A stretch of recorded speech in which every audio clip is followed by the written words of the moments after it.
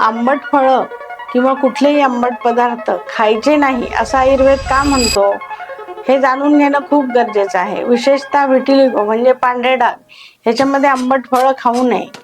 तर ह्याच्याबद्दल आपण जाणून घेऊया की आयुर्वेदाचा ह्याच्याबद्दल कन्सेप्ट काय आहे. नमस्कार, मी डॉक्टर नेहा डोणगावकर. तर आजचा आपला व्हिडिओ तुम्ही शेवटपर्यंत बघा, जेणेकरून तुम्हाला कळेल की आंबट पदार्थ का खाऊ नये. आयुर्वेदामध्ये 3 दोष सांगितलेले आहे: वात, पित्त आणि कफ. तर आंबट फळं खाल्ल्यानंतर नेमकं काय होतं की शरीरामध्ये जे विरुद्ध आहार जो आयुर्वेदाने सांगितलाय त्या पद्धतीने जेव्हा तुम्ही आंबट फळं खाता तर हा विरुद्ध आहार समजला जातो आणि मग त्याच्यामुळे पांढरे डाग हे वाढतात. तर विरुद्ध आहार म्हणजे काय? तर जे मॉडर्न कन्सेप्ट आहे त्याच्यानुसार विरुद्ध आहार म्हणजे तुमच्या शरीरामध्ये जे टॉक्सिक मेटाबॉलिक वेस्ट तयार होतं, ज्याला आयुर्वेदात आम म्हटलं जातं. तर हा जो आम शरीरात तयार होतो त्याच्यामुळे जे ऑटोइम्यून डिसीज असतात, व्हिटिलिगो सारखे किंवा सोरियासिस सारखे, हे लवकर बरे होत नाही. मग हा आम तुमच्या शरीरात फिरतो आणि मग बऱ्याचशा चेंजेस शरीरात बरेचसे घडवून आणतो.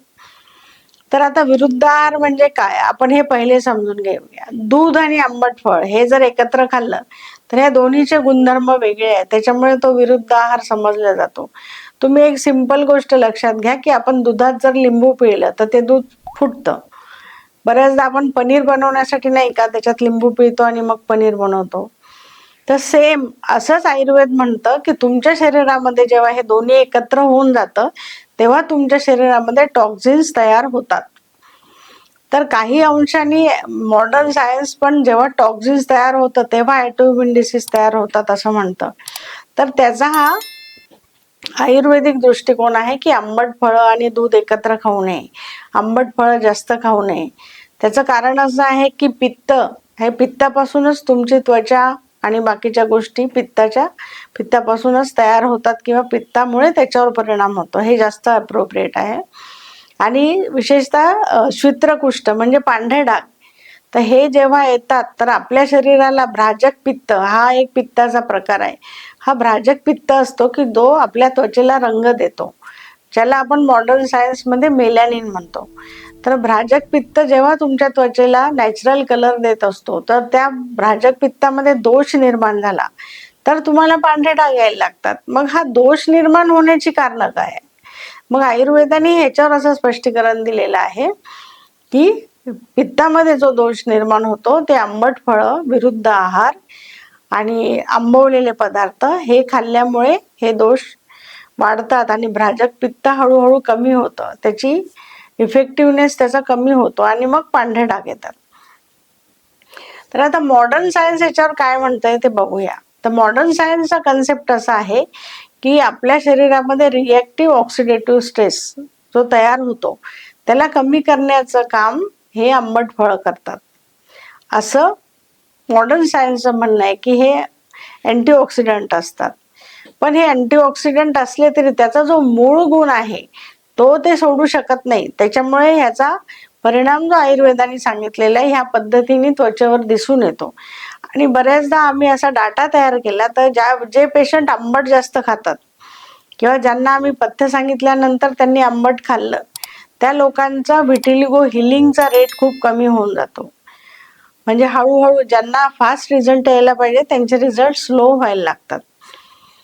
तर अशा पद्धतीने जे आयुर्वेद म्हणतं त्या पद्धतीचे परिणाम त्या रुग्णावर दिसून येतात. आता पित्तदोष वाढल्यानंतर काय होतं? पित्तदोष वाढल्यानंतर जसं फॉर एक्झाम्पल आवळा का खाऊ नये? कारण हा कफ निर्मिती पण करतो आणि पित्तदोष पण वाढवतो.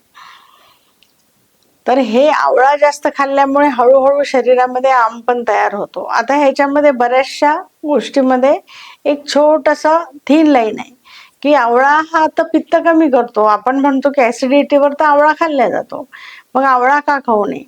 तर याचं प्रमाण किती आहे? तुम्ही किती प्रमाणात आवळा खाताय? तुम्ही वारंवार च्यवनप्राश खाताय का? रोज एक ग्लासभर आवळ्याचा ज्यूस घेताय का? किंवा मार्केटमध्ये आलेले आवळ्याचा रस, बऱ्याचदा लोक आवळा हा चांगला असतो, रसायन आहे म्हणून तो खूप जास्त घेतात. तर याच्यामध्ये काहीही प्रमाण नसेल आणि तुम्ही कंटिन्युअस जर तो आवळ्याचा रस सेवन करत असाल तर त्याच्यामुळे सुद्धा ज्या लोकांची टेंडन्सी आहे की त्यांना व्हिटिलिगो आहे, तर त्यांच्यासाठी हा त्रासदायक ठरू शकतो आणि असं होतं बऱ्याचदा. आणि हे जर बंद केला तुम्ही आवळ्याचा रस, तर हळूहळू त्या त्वचेचं हिलिंग पण व्हायला लागतं.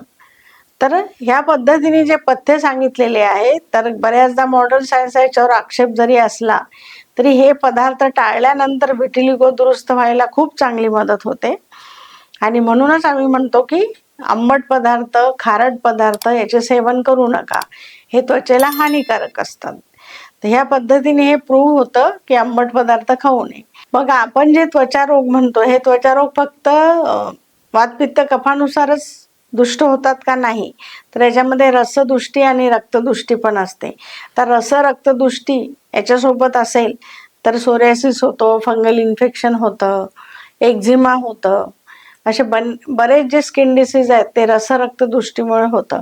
तर हे जे अति आंबट खाणं असतं, हे अति आंबट खाण्यामुळे आपल्या शरीरामध्ये ऍसिड जास्त प्रमाणात तयार होतो, आपण ज्याला ऍसिडिक रिॲक्शन म्हणू शकतो.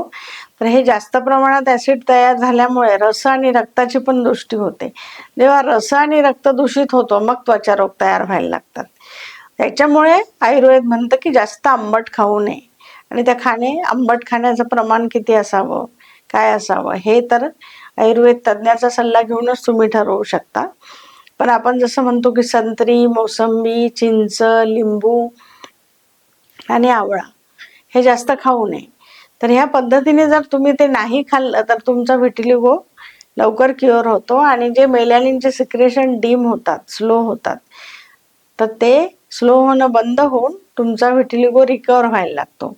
तर ह्याच्यामुळेच जरी काहीही म्हणत असलं तरी हे बंद करणं व्हिटिलिगोच्या पेशंटला योग्य आहे. थँक्यू.